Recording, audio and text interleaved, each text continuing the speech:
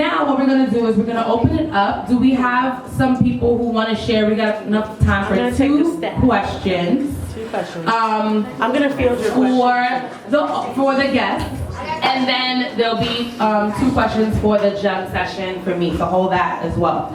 So any questions? All right. Can you guys talk to us about your journey in finding a therapist, and talk to us about if you used sliding scales as an opportunity and share resources that you've used yourself to find therapists? Well, you can talk to me. We all want to know. Thank you, Ashley. I know for me, I was kind of fortunate, like even though my dad is a CEO, like when I was, going through the ringer and I was like spiraling and like I was, about to take my own life, my dad had EAP, employee assistant program or something like that. So basically with his health insurance that he had gotten that just so happens to be lined up with mine, Blue Cross Blue Shield, That's the expensive one. I know, right? I was able to be matched with a therapist, and it gives us a whole list of people who are in my network and can afford me, but I would say don't use EAP. I suggest using the Black Therapist database. It is a very, very, very, very, very underrated source for finding therapists who look like us and who have been through our same experience. So the Black Therapist database, it allows you to, look up if you want to use the sliding scale, if you want to get somebody who's local or somebody else who's in a different area. So Black Therapist database, yeah, use that. Thank you. How about you guys? Any resources?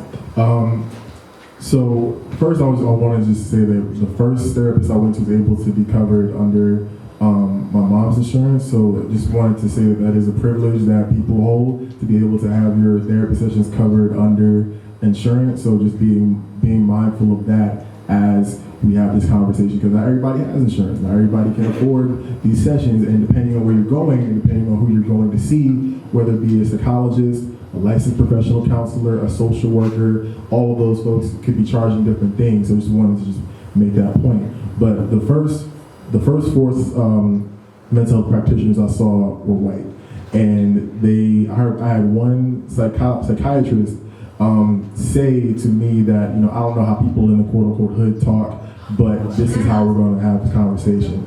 So chop that. How is she setting the parameters for your experience? I'm trying to figure out the question too, right? What's her Addy so we can fight? Oh, we don't What's her Addy so we can fight? Run that Addy. You criticizing how I talk. But that's another thing. That's why I stopped going to therapy for a while, because I was like, look, I don't want to do this shit. I could have stayed at my block and been discriminated against. I didn't pay $50 to go have somebody talk down to me. And so I didn't go to therapy for a while, and then before I got my current job, I was exploring psychology today because I just didn't know where else to go, and I was really looking for people who were Black, queer, had a framework to talk about Black, queer, gender non-conforming issues, because I'm not sitting there to pay $80 and you can't talk about it. So if it's not on your page, if it's not in your profile, I'm not going to see you no more. Because that first intake costs money too. So I'm not going to spend $80 just to let you know, just for you to let me know that you don't deal with what I deal with. So again, I was incredibly blessed and fortunate that my therapist meets my identities, has the capacity and the skill set and the knowledge to work through my issues, especially around naming, especially around anti-queer violence, anti-Black violence, and I think everything. I don't know where the fuck I would be without him. But again, it's a real process. If you do not find one, that is pretty commonplace, I would say. A first hit is seldom, is rare. So if you want to continue to do this and continue to go on this journey to find a qualified and good mental health clinician, it's going to take a little bit of time. Most times it takes time. Okay. Thank you. Thank you so much. All right, is there one last question? Yes. I have a comment, actually. I just wanted to share 2 more resources, websites.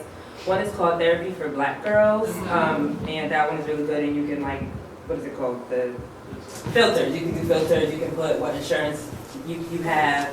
whatever, obviously that is, they'll say like if they work with queer people, you know, like if you're not a woman that, you know, doesn't necessarily apply to you. I'm not a woman, but I still go there because I still would choose a black woman over, you know, somebody else. Another one is called the Queer and Trans Therapists of Color Network. That one is a little bit hard to navigate because they do like a map thing, but that's a cool one too. And then I also want to plug my therapist, whose name is Naima Afia Johnson. She is based in Brooklyn, black and queer woman, or black, queer, non-binary femme person. And yeah, look her up. I don't know if she's taking people, but she's really, really, really dope. Thank you. Yeah. Thank you for the resources. Thank you. All right, is there another question? Ooh, I got hi, resources. Dorcas. Oh, you got, oh, I got Right. Right, bust your phones out. Bust your phones out. So, Open Path Therapy Collective, they have, they do sliding scale therapy. If you pay, it's a one-time payment of like $60, then you're in for life. And they'll see you for $60 per session, virtual, in person. And it's just a good place to have, it's a list of therapists. So even if you can't pay the $60, if you email them, most of them are like down or will kind of like, you know, do some sliding scale stuff for you. And they have good filter options as well. And also there's this website called Healing for Activists. I've had therapists off there see me for free, for $5. $5? Yep, $5. Free. And then there's also, like Medicaid in New York is really amazing. So if you can get on Health First, they also have a plan called Medicare if you're trans or HIV positive. So either of those are helpful as well. Yeah, and you know, feel free to talk to me. I work in healthcare, you know, so I know I'm sure it's plans on that. Yes, I love it. We love resources. Yes, is there anyone who has another question for the panel before they hop off, before we go into the gem session? Yes, Nyla, what's your question? So, I feel like a lot of times, like, you know, we talk about like familial, like y'all talking about your parents and stuff. But what do y'all do? You know, you be going on dates and stuff. You know, it'd be like second, third, fourth date. And then, I mean, it never goes this far for me because it's a question I asked on the first date. But I had friends who like got to know someone for like a month, and then they find out that person is a cop or something. And like, I would feel violated because like I wouldn't know that. But like, you know, it has happened to like people that I know. How do y'all? Has that happened to you? How do you navigate that? That happened to me. I felt set up personally because I'm like, if you go on my Instagram, you see, and I'm like, oh, they sent you. Who sent you? And I had to see her. I'm like, who sent you? Sorry, personal. All right. What'd I do? Not who sent you. They be sending to people. Trying to get in the trap. Right. I have fortunately never dated a cop, a CL, or anything of the sort, but I have dated a guy who was training to be one, and needless to say, he and I are not together anymore. But when he and I were dating, we were in school, and you know, we were still trying to figure out what we wanted to do, where we wanted to be, so on and so forth. And he told me that, you know, he was not gonna apply to be a cop, but he was like midway training to be a cop. I was like, oh, so we hide and shit now. That's great. And I feel like for me, it's because A, he knew I would have a problem with it, which I did, and B, he didn't want to hear it, which he would eventually. Like if you come back home and I see you with the fucking blue suit on, like, and it's not Halloween. I know it's not a fucking costume, dude. Like we're gonna have to talk. I didn't even Halloween. Like we're gonna have to fucking talk about this, dude. Like I feel that for me, I couldn't personally date somebody who was part of the force because there would just be so much opposition between us two and so much shit, so much negative shit that would take up a filing cabinet in my mental capacity. I can't do it. Because if I know that I'm on the front lines fighting for something and I see you with your glass shield and your helmet, and yo, I gotta go home to this nigga? I don't want to do that. I feel like it wouldn't be fair to me to know that I am fighting for what I'm fighting for. I believe in what I believe in. And I don't have somebody that I'm trying to spend the rest of my life with feeling the same way. It wouldn't do a service to myself, not mentally, not emotionally, not spiritually, and the sex would be bad, so not physically. You're right. It has to be horrible. I can imagine. I mean, we like cuffs, but we don't want to have the cuffs from the cop. No. shit. Right, you like the fluffy shit. Make it fluffy. Okay, so what would you do? Josh. The reason why. No, I'm laughing at that too, but like I'm laughing because I feel attacked because it was summer 18. I fucked around and went on a date with a black Republican. Wait, did you wear your Trump shirt? Yo, yeah. Did you know what the hell? I know. That's the line. Make it make sense. Listen, quick, all right.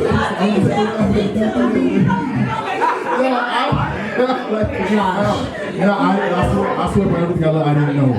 I did not know. We outlawed. Listen, so we went to the Cheesecake Factory. I should have fucking known we should have. So, like, I've never been back since. So, you know, like, it was a friend of a friend. It was probably a terrible friend. We had words. And so, you know, we shopping, vibing, whatever. And, you know, eventually the conversation, especially us those in this group, is not going to take that long before it gets political. And, you know, we sit down talking and it's like, oh, yeah, so, you know, who'd you vote for? And then he ain't say nothing. And I'm like, so who did you vote for? And he was like, so I'm thinking that I have to ask this question outright. Like, did you vote for Donald Trump? And he said, no. He said, I wrote in Jeb Bush. I was like,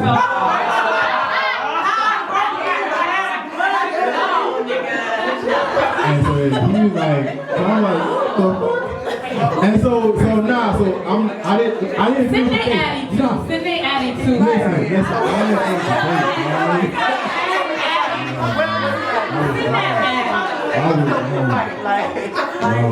Needless to say, you guys are not together. I left in the middle of the day. Like, I hope that wasn't like a pay because no, I didn't stay to find out. I went to the bathroom and I left. Oh, there we go. I ain't staying here, dog. On that note, what we do believe is fuck the police, but we will not fuck the police. We won't do that. So give a round of applause to my guests. We're gonna make more noise for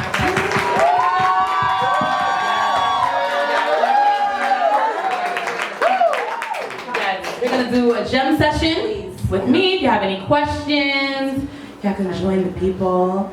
Yeah, they want to. Yes, and fuck the police collab on the Right, coming soon. for real. Literally, fuck the police on the ass. Fuck my ass, like if you Right, on the back. You know you weren't just